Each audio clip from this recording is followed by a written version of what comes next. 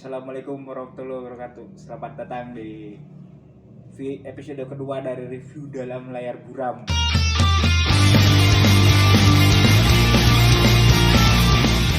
Oke, hari ini kita akan review tentang salah satu film keluaran Disney yang baru-baru aja ini keluar, judulnya Cruella. Oke, jadi ini salah satu yang film cukup menarik ya. Ini tentang cerita mungkin kategorinya filmnya dari klasik movie dari Disney ya. Lagi ngetren ya, villain terus dibikin film tersendiri. Ya ini Sebelum ini ada Mel Gibson ya. Mel Gibson. Hari ini sih cukup mengejutkan, ini yang jadi pemeran utamanya nih Emma Stone. Ya walaupun emang dia berapa kali emang udah keluar apa istilahnya, udah kelihatan lah kemampuan aktingnya untuk beberapa karakter yang istilahnya cukup susah untuk diterjemahkan dalam film, tapi kali ini dia saya lihat cukup bagus performanya. Terakhir sebelum ini apa di La La Land apa ada lagi ya? Ada Birdman dia bagus. Oh iya, itu jauh sebelum La La Land ya. Oke, kayak apa sih filmnya? Filmnya sih sebenarnya gini, nyeritain soal asal muasal dari istilahnya Cruella ini sih sebenarnya. Istilahnya dari pertama kali dia lahir, habis itu karena pada dasarnya awalnya dia bukan Cruella sih awalnya, namanya Stella. Dia istilahnya lahir di pinggiran kota Inggris lah, istilahnya yang tidak terlalu padat penduduk. Ya pokoknya nanti diceritain di sini dia ketemu sama beberapa teman istilahnya, yang satunya gendut, istilahnya yang di sini namanya Jasper Badun sama Horace Badun. Ini sebenarnya mungkin lebih ke, kalau dilihat ya mungkin kalau di film kartunnya sih ya salah satu henchman-nya dari Cruella sih kalau di film yang zaman dulu ya. Pas banget, istilahnya satunya gendut satunya kurus gitu, itu kayak representasi. Ini kategorinya mungkin film yang istilahnya representasi ulang ya, rewrite lagi ya. Kategorinya bukan fully materinya, istilahnya materinya diacak ulang lah. Ini kan awalnya tuh si Disney 101 Dalmatians itu dari novel kalau nggak salah. Mungkin sekarang lagi tren ya menceritakan mengapa seseorang jadi jahat. Kalau dulu Joker kan orang jadi kepikiran orang jahat itu tadinya orang baik yang tersakiti, makanya jadi jahat. Nah, ini salah satu penghijauan dari Wood itu. Ya. Walaupun kalau dilihat dari kecil si Stella ya, itu udah brutal gitu. Nah. Dan di film ini ketahuan kenapa begitu, bahkan kenapa dari bobot bebeknya brutal kayak gitu. Nah, dijelaskan di film ini. Ya walaupun sebenarnya gue takut juga deh kalau cerita sampai dari awal sampai akhir, takutnya balas terlalu spoiler ya istilahnya dalam beberapa hal sih emang harus diperhatikan dalam bagusnya film ini sih adalah settingnya yang agak 70-an dan emang dari alur ceritanya sangat memperhatikan apa yang terjadi seperti itu gitu. Kelihatan banget dari istilahnya dia di sini banyak menunjukkan punk rock movement tahun sekitar segitu lah ya, antara 70-an, sama penggunaan soundtracknya juga kelihatan banget. Itu dari masa-masa itu ya. Masa dari ada lagi tadi soundtracknya Iggy Pop, I Wanna Be Your Dog, ada Led Zeppelin. Ya, banyak lah istilahnya, cukup banyak referensi musik tahun segitulah 70-an ya, istilahnya ini sangat punk rock movement juga. Tapi justru dari yang punk rock itu aku melihat ada kelemahan ya. Kalau itu disebut kelemahan ya, mungkin kurang digali dari sisi punk waktu itu tahun pertengahan 70-an. Di sini kurang, yang nongol cuma di sekitar dianya, jadi kurang, misalnya nggak diperlihatkan, misalnya mungkin ada kerusuhan soal itu atau gimana. Atau di jalan-jalan ada movement soal punk gitu. Seingat saya nggak ada tuh di film tadi. Ya sih emang. Kecuali lagu-lagu ya. Lagu-lagu. Walaupun mungkin lebih ke fashionnya ya, mungkin karena mungkin zaman-zaman gitu juga. Kayak mungkin lagi ada terkenal juga Vivienne Westwood kayak gitu kan, karena emang dia ngaplikasiin kultur punk di situ ya. Sama emang ini Cruella-nya kelihatan banget kayaknya agak sedikit kayak vokalisnya Sixo and Sixiox dari band post punk sih kategorinya, mungkin karena dia agak pertama kali agak gaya-gayanya itu emang gothic punk, dan emang istilahnya dia yang agak membuat orang bikin eyeliner di bawah sini nih, pengaruhnya dia ya, istilahnya cukup kelihatan lah gayanya si Cruella ini di film ini lah. Istilahnya kayak mirip banget sama Sixo and Siox, ini susah banget ya namanya. Ada nggak di daftar lagu-lagu yang dinyanyi tadi? Anehnya nggak ada, malah sayangnya di situ. Padahal itu sangat mirip banget gayanya. Kayaknya seingat saya sih nggak ada ya. Tapi mungkin kalau misalkan bisa bantu, kalau ternyata emang ada lagunya Sixon Bache di film itu, bisa dikasih tahu di kolom aja deh. Mungkin Pak Produser bisa kasih kolom di komentar kita ya buat sambungan dari film ini. Kemungkinan atau mungkin bisa diajak nih teman saya tuh jadi penasehat untuk OST-nya. OST ini berat Pak. Ini juga jujur sih cukup tahu nggak sih teh soal director yang bikin film Craig Lips gitu? Kayaknya nih baru Kurang tahu. Untuk film yang dengan dana yang cukup gede, kayaknya dia baru pertama kali. Dan ini mungkin baru dengar pos juga soalnya. Anggaran paling gede itu di mana ya? Desainer yang harus dibayar untuk ini atau gimana ya? Kayaknya sih mungkin desainer yang untuk dibayar kali soalnya ini secara CGI visual effect nggak ada yang itu ya? Nggak ada yang terlalu sih. Mungkin tapi agak lumayan emang setnya dia nggak terlalu CGI ya. Emang sisanya sih emang cukup beberapa untuk alur cerita emang cukup mengejutkan juga sebenarnya.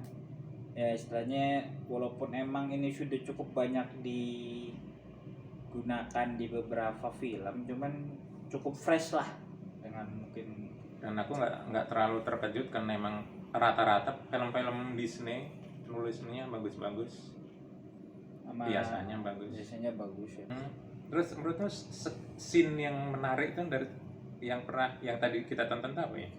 Kalau saya bilang mungkin scene terbaiknya malah kalau gue sukanya waktu ada lagunya Iggy Pop yang I Wanna Be Your Dog. Itu keren banget sih yang waktu lagi awal-awal masuk itu ya? Enggak, waktu dia pas waktu di salah satu gaun ternyata keluar banyak serangga gitu. Keluar gitu kan, habis itu mendadak ada intro sound Iggy Pop itu I Wanna Be Your Dog. Dan kelihatannya tuh rebel banget gitu sebenarnya. Walaupun gue sukanya tapi dari segi fashion itu paling memorable ya waktu ada tulisan si siapa? Si Cruella itu enggak, yang waktu dia pakai di situ future gitu. Tapi dari sisi Cruella ya. Kalau yang di di gedung itu vandal agak biasa sih buat gue ya, itu udah sering banget gue ngeliat. Tapi di masa ini sih, walaupun mungkin di masa sana cukup tidak biasa sebenarnya kata gue. Ini kan si Cruella juga di ceritanya itu mungkin dia sebagai pendorong, setelah itu banyak orang yang ngikutin aliran dia yang melawan tradisi gitu kan, istilahnya kemapanan. Stylenya emang agak.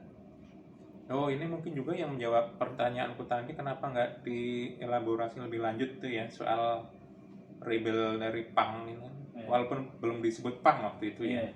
Nah, ini mungkin baru awal gitu yang bikin orang jadi ngikutin gitu, jadi pionir. Bisa jadi ntar yang misalnya ada film lagi dan ntar jadi salah satu tokoh punk gitu kali. Mungkin bisa jadi ya, punk kan bebas aja, dia mau bebas aja ngeludahin polisi kerajaan gitu, nggak apa-apa.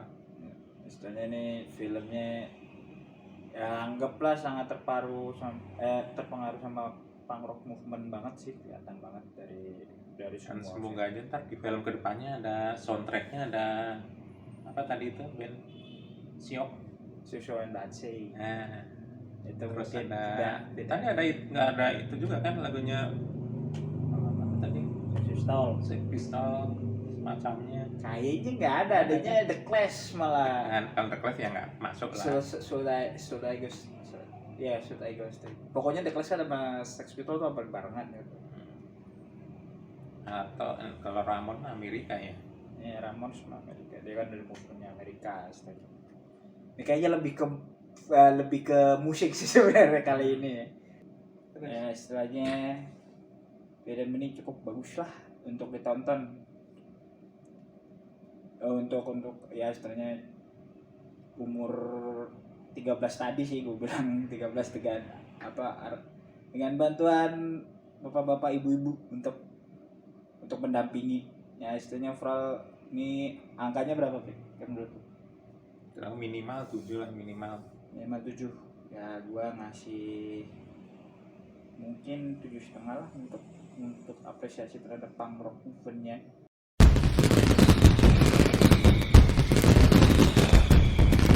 Dan jarang-jarang ya sekarang film yang musik, maksudnya film yang studi besar yang musik itu jarang kan, rata-rata bukan video besar, studi besar ya.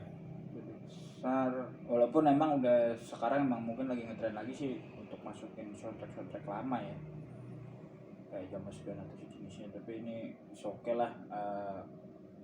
Mungkin ini udah masuknya udah tingkatan gaya stylenya Disney zaman sekarang untuk beberapa film, jadi banyak masukin soundtrack lama. Termasuk yang paling tua yang gua tahu di situ film lagunya Nancy Sinatra yang awal banget ya? Ada lagi tadi Nancy Sinatra. Tapi sayangnya pasar kurang gitu bagus di Indonesia mungkin ya. Mungkin terlalu untuk Indonesia ya, mungkin terlalu tua untuk Disney gitu lah. Terlalu tua untuk Disney. Sama juga kayaknya untuk walaupun bagus mungkin juga orang sini mungkin nggak terlalu tahu juga sih, mungkin dari gaya style mungkin ya istilahnya mungkin akan cukup terhibur, tapi kayaknya nggak terlalu paham soal apa yang terjadi di masa itu kali ya. Kalau mungkin nggak se-nerd atau istilahnya cukup tahu dengan kondisi. Padahal ini juga untuk khusus di Disney sendiri itu juga mendobrak kan. Selama ini kalau kita nonton Disney kan pasti ada lagu, film Disney pasti ada lagu soundtrack. Ya rata-rata kan itu apa kemarin yang film yang meledak paling Frozen kan terkenal lagunya tuh. Iya. Tapi lagunya juga klasik kayak gitu kan. Ya mungkin kan lebih ya untuk lebih anak kecil sih. Nah itu film keluarga, makanya ini bukan kategori film keluarga sih sebenarnya. Atau film keluarga tapi keluarga yang berantakan gitu kan. Berat. Keluarga berantakan. Apalagi dan ini emang kalau agak kontroversial menurut kan, agak berbahaya soalnya dia dari keluarga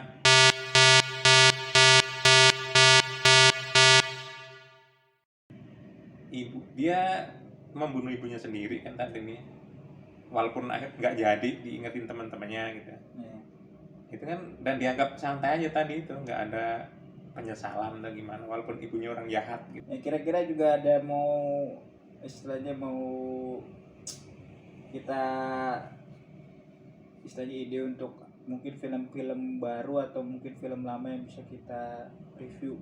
Mungkin film-film lama boleh juga ya. Iya. Apa itu yang kira-kira ya? Belum tahu sih, kita malah mau pengen dari ini aja deh, dari boleh. Dari apa istilahnya, komen dari di bawah, siapa tahu ada yang bisa ngasih kita ide untuk film lama atau film yang mungkin kita lewatkan untuk film baru, film abad 21 tapi yang kita lewatkan pasti banyak dong. Iya, misalnya mungkin yang ada yang recommended lah. Oke. Sampai jumpa di film-film berikutnya di review dalam layar buram. Terima kasih.